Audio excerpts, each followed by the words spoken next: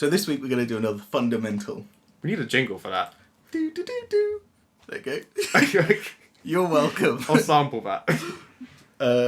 So fundamental is when a film is adapted from a book or a novel or a comic or whatever, and it makes a subtle change to the script, to characters. A seemingly subtle change. Yeah, a seemingly subtle change. Or, even to a line of dialogue or a tiny action that just fundamentally changes the characters or the scene or something so that it is just inherently different and most of the times worse in the film. Last time I did Harry Potter and the Half-Blood Prince. This time I'm doing Harry Potter and Deathly Hallows.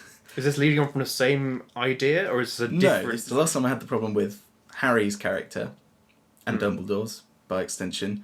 And this time it's Harry, but more on Voldemort this time. Okay. And actually the whole climactic scene of Harry Potter and the Deathly Hallows Part 2, because they split the book in two for some reason. And you've said you have seen... I have seen... Deathly Hallows. Yeah, both films. I saw Part 2 in the cinema on the first day it came out. Oh, wow. Yeah. Okay. In 3D. Oh, 3D's so important now. Yeah. Okay, so, just quickly, it's literally the final showdown of Harry versus Voldemort. So, like I did last time, I'll go through each one and then explain what the big detail is that really is the fundamental.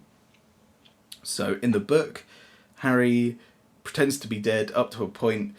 They all go into the Great Hall in Hogwarts, where all the good guys get a load of allies and start beating back the Death Eaters and Voldemort, to the point where it's only Voldemort and Bellatrix are left alive. Right. Oh, not left alive, left... Unarrested. Unarrested, still standing. Yeah. Bellatrix gets beaten by Molly Weasley. Oh yeah, that's... Oh no, that is in the film, isn't it? But it's not as interesting as it was in the book. No. Because I remember that being like a really intense... It's a really pivotal and really good moment and in such a the great book. culmination of character in the book, I remember. In the film, it's sort of just... It's sort of there, but not very well. Yeah. But also, it's such a good moment in the book, because you always see Mrs. Weasley as, like... Oh, she's just the mother figure, and she's always trying to stop Harry getting into danger, and like, oh no, you can't go into the battle, you're too young. She says that to Ginny. Yeah. And as soon as she sees Ginny in danger, she like pushes her out the way and is like... Full on badass mode. And it's such a good moment in the book, and in the film it lasts like 2 minutes and it's kind of boring. Not boring, well, but not boring. it's just not It's done. not got... I remember in the book being like this particularly stand-up moment, like it's quite a few pages of their fight, isn't it? And it's one of the use of... I think there's about 3 swear words in the whole Harry Potter series, and that's one of them, and it's like, that's such a good moment as well. Like, aliens, get away from her, you bitch. Yeah, it is exactly that, yeah. Do you reckon that was a deliberate reference? Possibly. Might have been. Yeah. You know what, I don't think I've read the book since I've watched No, that can't be true. I don't know. Anyway, keep going. Anyway, so then Harry was under his invisibility cloak. He jumps out and he's like... Stop it, I'm going to... Surprise. And then he has this... I say duel because they don't properly duel. He starts circling... I thought you were talking about vapes then. Him and Voldemort start circling each other, and they have a conversation where he's explaining how he's alive and how Voldemort cannot possibly beat him. Alright? This is in the film? No, this is in the book. Okay. In the film, Harry and Voldemort... He goes up to... he reveals himself way earlier than he does in the book. Harry then starts running away from Voldemort as Voldemort shoots spells at him randomly, and then they have the weird hugging match, which I remember being, because it was in the trailer and I saw it in the film. I was like, this really does not. It's such a... You can see it was so clearly made for the trailer, and then all be shoehorned into the film. Because it seems so strange as a moment. But it's so out of place and weird, and like you never see, like, so they're apparating, but not really apparating how they apparate anywhere at all else in the series. They're like floating around in weird smoke balls, like wrestling each other. Yeah, like massaging each other, and it's like, what is going on? And then they land and they like flop down and they both grab each other's wands and start dueling, but they're like spells connect and there's loads of weird explosions. Same as what happened in Goblet of Fire. Yes. which works in Goblet of Fire because he needs that connection of the wands to have the ghosts come out and tell him what to do or whatever. Yeah. Anyway, so what the annoying part is, right? So instead of, in the book, we get this conversation and you finally understand why Harry's still alive, what the whole connection is, and why Harry can beat Voldemort and why Voldemort will never win against Harry. But then also Harry does something which defines his character. He tries to get Voldemort, he's like, firstly he starts to call him Tom Riddle, which humanises him, bringing him down to his level. Yeah. So what a big part of it is, if you think about the staging in the book, they are circling each other. They are complete equals. In this point, it's only those two. In the film, Voldemort is still chasing Harry. Harry is still inferior to Voldemort. Voldemort is chasing Harry, and they dive off the cliff together, and it's really weird, right? And you still think, oh, Voldemort's this big, strong thing. Whereas in the book, they are equals. And you're like, okay, they are... This is it. This is the end. Anyway, but Harry offers Voldemort, he's like, think about what you've done and try for some remorse, right? Because remorse is the only way to restore your soul. Think about what you've done, like sending a child to his room. Yeah, but like try for some remorse because it's the only way your soul can heal, or you're going to spend eternity suffering or whatever. And he's like, but he offers his one greatest enemy, the person he knows has killed hundreds of people, including his parents, including his best mates, you know, he's killed so many people and he still offers him mercy, right? And like that's such a defining point because that's like Harry Potter cannot get a bigger person than offering essentially wizard Hitler mercy, because he's like, you have to at least try. Yeah. You know. This is your chance to redeem this is your try. Like that's such a good moment in the book because it's like, that's like, and they just don't do that in the film at all. There's no indication of that at all because he's still like, oh, he hates Voldemort. And it's like, well, yeah, but so what? It's like that offering of mercy, that like try for the remorse so your soul can at least attempt to heal. It's like, you know, that makes such a big difference to Harry's character. Because instead of being this very merciful, benevolent character, he's just like, oh yeah, he's just some random kid again. It's just annoying. And also, the other thing is, I've got a quote. Oh, you got a quote? Yep. Is this from the book or the film? From the book. Okay. So, in the book, they do the one connecting thing, and then the snake, Neville kills the snake, and then, for some reason, Harry's spell, even though it's a disarming spell, kills Voldemort, right? Exactly. Your book? face... No, in the film. Okay. Right? And then Voldemort starts to... His hand cracks and he starts to die or whatever. But I'll get onto that in a second. So in the book, it says he was killed by his own rebounding curse. So Harry hits him quicker than with the disarming spells. Yeah. Voldemort's wand flips out of his hand and then he gets killed essentially by his own spell. Okay. Yeah? He gets killed by himself. So Harry's soul is still pure and whole because it's Voldemort's basically killed himself, right? But they don't do that. Again, it's just Harry's killed him with a spell that wouldn't kill Voldemort. And it's like, this is dumb, right? And also, then, in the film, Voldemort's body then, like, disintegrates and becomes flaky and weird. Yeah, like, he's been stopped using his medicated shampoo. Got another quote from the book. Okay. Tom Riddle hit the floor with a mundane finality. Because the whole point of it was to prove That's a great phrase, mundane finality. Isn't it, though? Like, that's a really good phrase.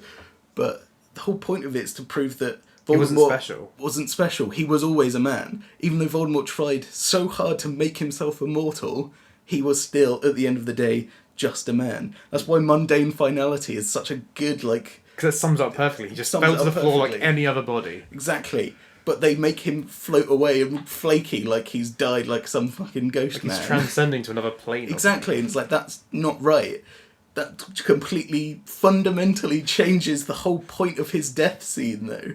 It's like, all the other times anyone has been hit by a killing curse, they just flop down dead. It's like, why wouldn't Voldemort do that? The whole point is proving that he would do that because he's just a man. He's not the devil incarnate or whatever. And it's so annoying that they changed that, but that's such a small change.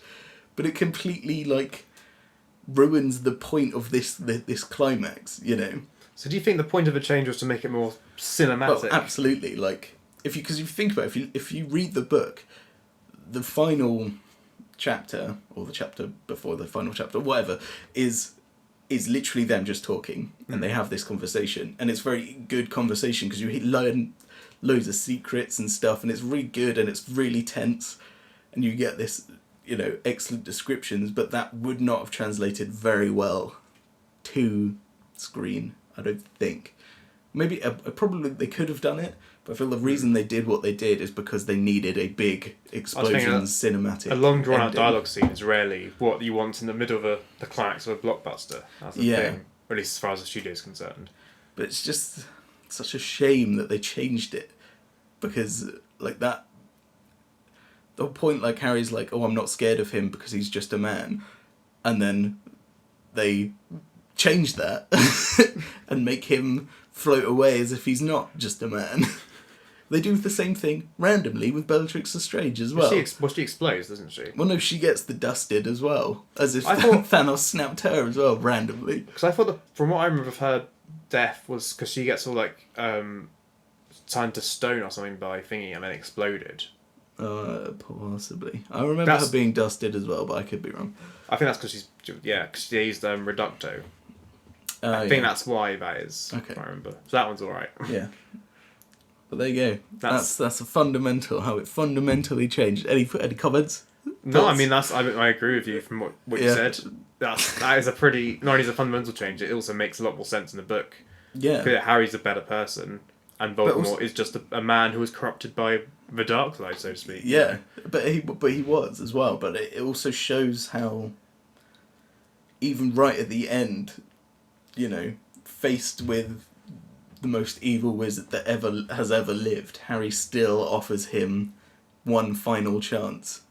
It's like, this is your last chance to say sorry, to apologise, to be a better man. He literally tells him in the book, be a better man. There's also a problem I find, especially with stuff aimed relatively at children, when you've got like a big villain who's put as being on a pedestal, like, oh, you know, you're telling your children you can't ever be as bad as him because he's not like us. He's some other creature of above being human. Yeah. But if you show him as being just a man, you know, there's that, you know, it could be like a normal person. There's that idea that, you know, he was just like anyone else, but he took the wrong path, and don't take the wrong path because he could end up like him. Yeah. But by making him like, oh, but he disintegrates when he dies, and he's not like a real person, it puts him on that pedestal where it's like, oh, what, you know, don't worry about becoming like him.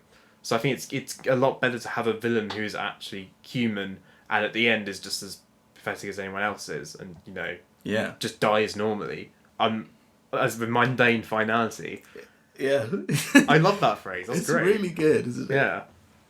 But also how Harry, right at the end, I mean, he's been calling him Voldemort the entire time, and then right at the end, right in that final thing, he starts calling him Riddle, or Tom Riddle again. Gives him that humanisation.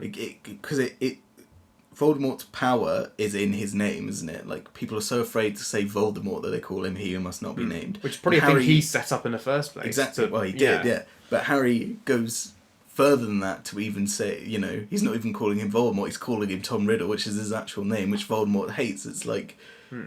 Which they do sort of in the film. Like, he says, oh, come on then, Tom. It's like once, it's like, oh, piss off. Oh, come along, Tom. Come on then, Tom. Let's have a weird face massage. And then you were right, because what you pointed out, we watched the scene, it was like trying to show that, oh, they're the same person. It's like, no, they're not. The point is that while they have, you know, this pairing thing, that Harry is a fundamentally much better person. That was supposed to be the whole point of the film. Certainly, I think in Order of Phoenix, the whole idea was like, oh yeah, just because they're attached doesn't mean he's like, I'm not like you. There's a whole speech about I'm not. Yeah, exactly. To then make it like in Deathly Hallows Part 2, it's like, oh, look at them merging together because the same person. Like, no. You've done a whole film about how they're not the same person. But also, that's the whole point is that they will never be the same person because Harry is just inherently a good person. Yeah, and Voldemort he has mercy. Not. Exactly, he has mercy, which they just don't show, and they're like, oh yeah. It's like, yeah, there's a mirror there, but it's not... The point is that he's becoming more than that as he's rising above it. Whereas in the film, it's just like, oh yeah, he happened to kill him first. It's like... It just completely ruins it, doesn't it? It's just annoying. Sounds like the Harry Potter version of Hand Shot First. Well, it is sort of. It's like, oh yeah, for some unknown reason, killing Voldemort's snake makes Harry's spell beat him. It's like, what? Yeah. The point is, like, the snake's like a Horcrux, right? Which means if Harry had killed Voldemort, he could have come back. You know, this immortality is like, no, Harry's killed all the Horcruxes. So now it is just 1v1. Yeah. Yeah. Oh, it's just annoying. That's the end of another fundamental. Unless have you got something else? There is one other thing. Go on. So in the end of Deathly Hallows Part 2, so there's the whole thing about the Elder Wand, right? Oh, this is what I thought you were going to talk about originally. Oh, well, I may as well mention it as well. Harry fucking snaps it in half and throws it off the bridge, right? Yeah. Firstly, this is supposed to be the most powerful thing that has ever existed. And he just breaks it easily. It's it can be used for good, but, never mind that. But also in the book, he's like, he repairs his wand, his Holly and Phoenix Feather wand, which is the wand he, beat Voldemort with numerous times and whatever. And he repairs that. It's like, the only way I can repair it is with a wand that's more powerful than any other. So he repairs his wand, and he has it back, and then he puts the Elder Wand back in Dumbledore's grave. Yeah. Because he's like... It was his wand. It was his wand, but he's always like, if I never get defeated, the wand's power will end, and I'll live a normal life, and it'll be fine. Whereas he just fucking breaks it and ruins it. It's like, there's been this whole film, or 2 films long, talking about wand lore and how important it is, and the intricacies of it, and he just fucking breaks it. It's like, that shouldn't happen. That shouldn't be able to happen. And the whole point of the Elder Wand is that it can't be broken because it's the Elder Wand. It's this supernatural, super powerful wand that can't just be snapped in half. Because why don't you think anyone has snapped it in half before? Who's going to win? The most powerful wand in all of existence, or 2 breaky hands? And then he just chucks it off a bridge and keeps Malfoy's wand. It's like, no, at least have it. At least give Malfoy's wand back. But also at least fix your wand that you're so attached to, rather than just keeping Malfoy's wand. Yeah. Like, the whole point is that you fix the. Sorry. Oh. Poor microphone. Yeah, poor microphone. So would you say... Getting really triggered by it. To what extent does that affect your opinion of Deathly Hallows Part 2, the film? The film... When it came out in cinemas, I did enjoy it. I liked it. It was good. Watching it back now, I'm like, I have no incentive to ever watch that film again because I've got the book. Yeah. And for reference, the last CD, so of the audiobook for Deathly Hallows, is stuck in my car.